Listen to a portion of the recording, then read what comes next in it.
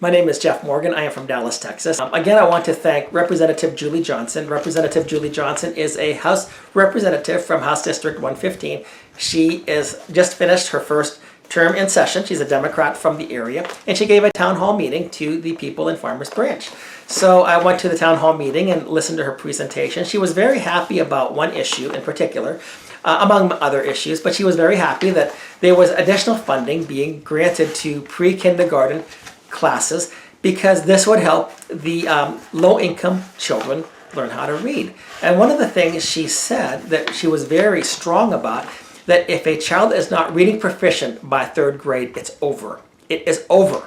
It is very clear that if you are not reading proficient by third grade, it is over. That child, if that child is not reading proficient by third grade, it's over for that child. Now, whether you believe in that or whether you just say, hey, it's a harder obstacle to overcome, nevertheless, what she said is that by third grade, we need to have our children reading proficient. And she went one step further and she said, any children that are entrusted to the educational care of the state of Texas, the state of Texas has a compelling state interest to ensure that these children are reading proficient by third grade.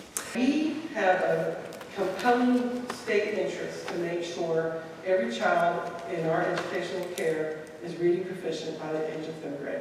And again, I do thank Julie Johnson for her perspective on that. And I spoke with her afterwards, and she extended an invitation to me to meet with her later on in her office. And I look forward to doing so, to discussing this issue a little bit more. But if the state has a compelling state interest to ensure that children are reading proficient by third grade, the state also has one other compelling state interest, which far surpasses the reading component. The state has a compelling interest to see that children are raised in intact two-parent families. The children are raised with their natural mother and father, not step-parents, not single parents, not divorced parents. The state has to have as its policy and has to see that it has a compelling interest to see that children are raised in an intact family, and that children are raised in an intact family with his or her or their natural mother and father. The article that I've been referring to is put out by the Marriage and Religion Research Institute, and it's called The Effects of Divorce on Children's Education. They showed the correlation between divorce and lower academic achievement, divorce and higher dropout rates, divorce and lower GPAs, divorce and less desire to actually go to college or aspire to higher academic things. And that's what I'm going to go to in this very last video on this issue. College attainment. Children whose parents or grandparents,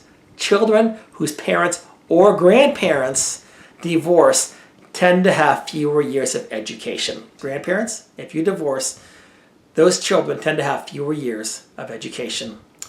Divorce and separation reduces a child's likelihood of attending college.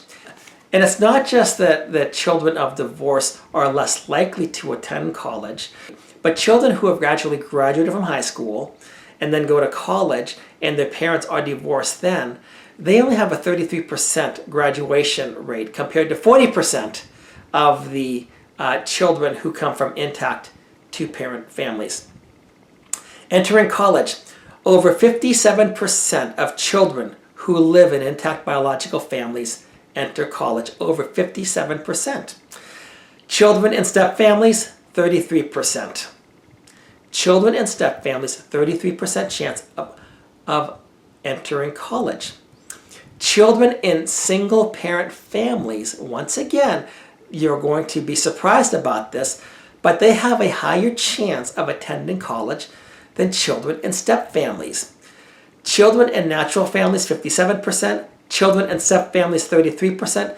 Children in single parent families, 48%. Children who live in families without either parent present have a 32% chance of entering college. Children of step parents have a 1% chance higher. These are the results that take place with divorce. Divorce not only has an impact on children entering college, but it also has a greater likelihood of whether the child will complete secondary school than go to college. Children from intact married families have the highest high school graduation rate and are more likely to gain education after graduating from high school than those in any other family structures.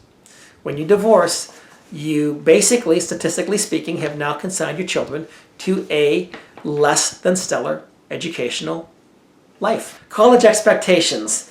Youth living in married stepfamilies and cohabiting stepfamilies, that is with a mother's live-in boyfriend or partner, and single-parent families after divorce or separation have lower college expectations than youth that have always lived in intact families.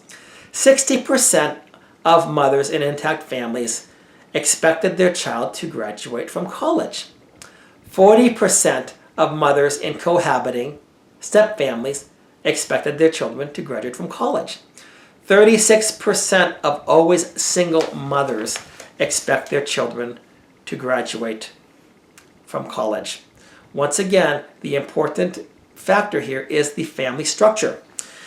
Correspondingly, according to one study, 69% of children from intact families applied to college, whereas only 60% of students applied to college who were not from intact families. So once again, there is a big difference there.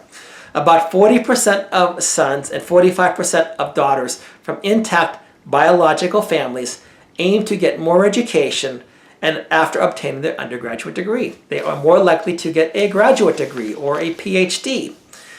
31% of sons and 36% of daughters from single-parent families do so. So when you look at the studies, there are studies that they do vary a little bit as far as the numbers and the percentages and so on, but what the studies do indicate is that children that come from intact biological families with their biological mother and father do better academically. They do better, they read better, and if the state has a compelling interest to ensure that our children are reading proficiently by third grade, the state should very well have a compelling interest to ensure that our children are raised in intact two-parent families with their natural mother and father. Children from intact families read better on the whole. They graduate from high school more on the whole. They go to college. They go to graduate school or they pursue a doctorate. They do better academically. They skip less school. They're less likely to drop out. And if you start looking at some of the economics behind it as well, they will also be more likely to do well in the future economically, income-wise, because they have additional education. On a whole, children from intact families do better by almost every single measure possible. So I think the thing that surprised me the most about this study has nothing to do with the fact that children who come from intact families living with his or her natural mother and father do better. That was a given. We knew that. But the surprise to me was this, that children with married step families do worse than children who come from single parent families. Not single parent all the time, but a person who is a single parent. They still do worse than people who come from intact families. But generally speaking, children from intact families do the best, then children from the single parent divorced family, and then step families do worse. And right beneath them is the child who comes from a single family, the mother who's always been single all of her life. Anyway, as Representative Julie Johnson said, the state has a compelling interest to ensure that children are reading proficient by the third grade. But more important than that, the state has a compelling interest to see that as many children as possible are raised in intact families with a natural mother and father. That is in the best interest of the children.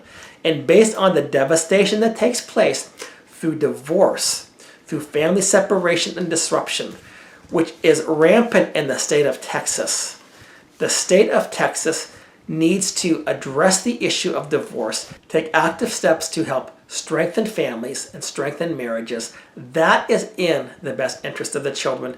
That is a compelling state interest. Divorce has no compelling state interest. There is absolutely no interest that the state has in divorce except collecting money from the federal government through the child support program or something else. The compelling state interest of the state needs to be to ensure that children not only read proficient by the 3rd grade, but also that they have the benefits of being raised in an intact family with their natural mother and father. The state of Texas needs to take steps to strengthen marriage, to discourage divorce, to repeal the idea of one person being able to divorce at will, unilateral divorce, forced divorce on a spouse and on the children. The state of Texas has a compelling state interest for not just the children, but for society as a whole to see that these things are done.